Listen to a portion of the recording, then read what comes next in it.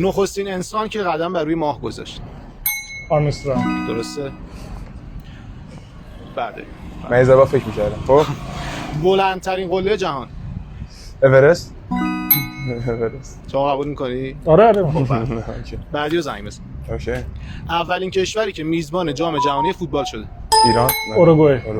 بله، درسته. لطفاً زنگ بزن. چشم. مؤسس شرکت اپل. استیو جابز. درست. دیوار بزرگ چین برای دفاع در برابر حملات کدام قوم ساخته شد؟ مغولان. درسته. کارگردان فیلم شوالیه تاریکی. دارک نایت.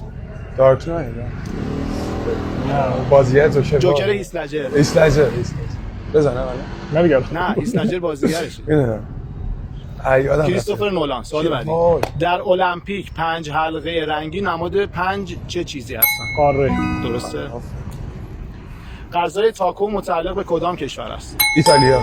نه، شما؟ غذای تاکو. اسپانیا.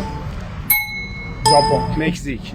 مکزیک. ورزشگاه خانگی تیم منچستر یونایتد. اولترافورد. درسته. در ورزش والیبال هر تیم چند امتیاز برای بردن یک ست نیاز داره؟ 25.